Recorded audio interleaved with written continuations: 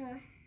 Hey, so we are in the kitchen and we are cooking up a crockpot recipe to help fill our tummies and warm our throats because we've had coughs and tickles and all the things.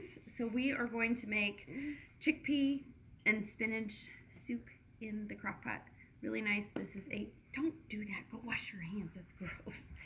Crockpot recipe, and it's vegan, and so it's really nice. You could just pop it in on a winter or fall day and before work and come home to a lovely smelling house. So we are starting with some onion, about a half an onion sauteing in the pan.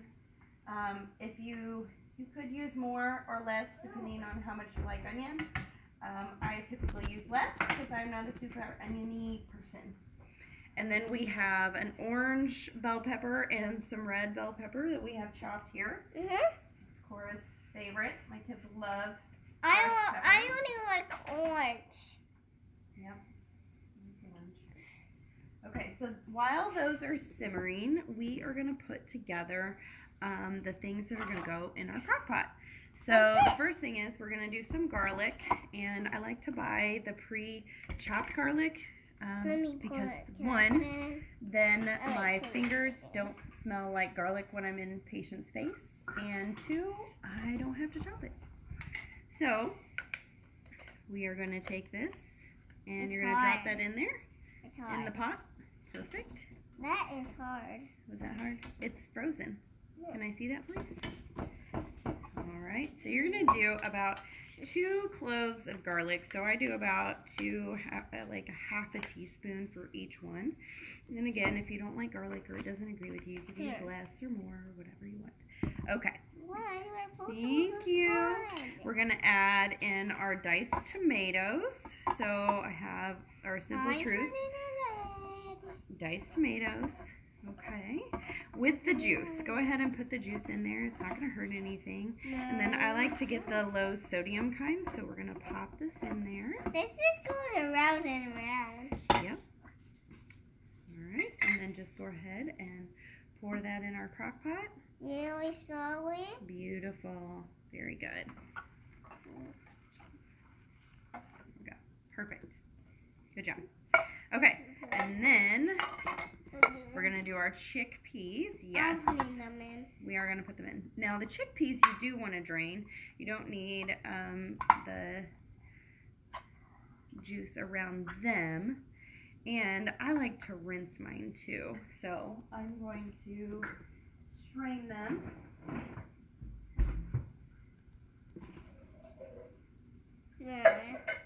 Yeah, I'll be right back. Okay, now. My mom will be right back. Okay? So chickpeas are a really good source of protein. They are considered a carbohydrate, but they are a good source of protein. Hold on. And if you don't know what a chickpea looks like, it looks like this. Okay? It's a great source of protein, especially for vegan options, if you want to go meatless. Okay, and then we're going to put our broth in. So I'm going to use a little bit more than it calls for, just so it goes further, and I'm going to be the one enjoying this, so might as well. So I have our Simple Truth vegetable broth. It's going to go right there into the pot. Perfect. Okay, perfecto. All right, and then we're going to do some curry powder and some maple syrup. Maple syrup is going to act as our sweetener, and the curry is going to give it a really deep, rich flavor. So, I think you got it there, sister. You need a tablespoon of curry powder. Woo-hoo! Curry powder. It's going to smell all curry up in here. 1 tablespoon of curry powder. You ready? Yeah. I don't think there's anything left in there, Cora. You are all set there, dear. Oh, it's getting in by itself. That's all right. There we go. You want to shake that in there? Shake it in there. Shake it like a salt. Shake it like a salt. Shake it. And then maple syrup. You want to get pure maple syrup. Love Mrs. Butterworth, but that's not what we're cooking with today. Pure maple syrup. It should just say maple syrup. 100%. Not a bunch of other things. And it's not a lot. So it's not a lot of sweetener. We're going to do a tablespoon of this too. So you can use maple syrup for more than just on pancakes and waffles. Okay, and then we need some salt and pepper and a little ginger. I can do ginger. You wanna Salt do it that? in? Yep, put that in there. A little pepper. Yep. No, I want to do the pink one. Oh, she's gonna do the pink Himalayan salt. Now, if you are new to pink Himalayan salt, it does act differently than iodized salt.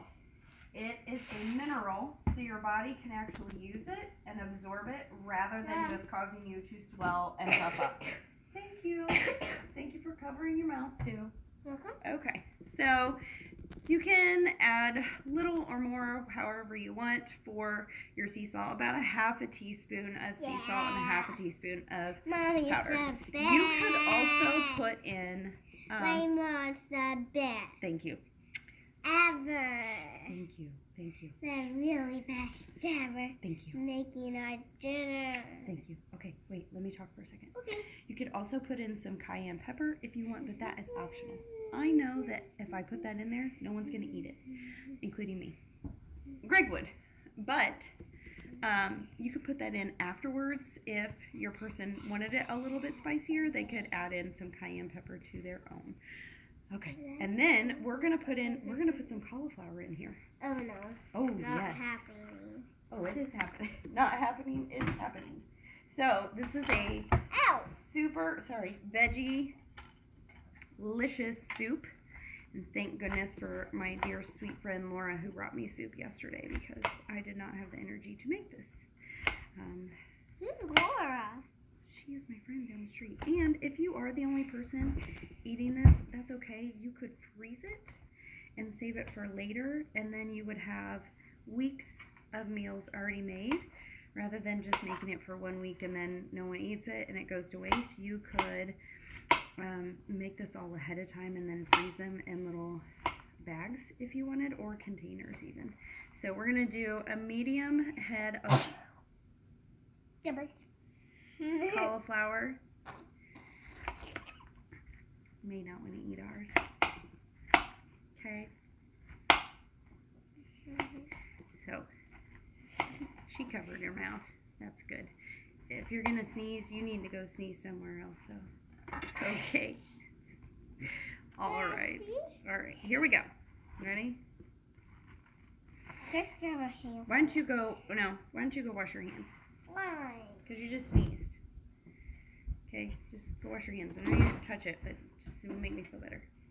Okay, and then you are going to cover this and let this cook for about 3 hours. And then afterwards, you can add in a little bit of the coconut milk and the light coconut milk. Where'd my thing go?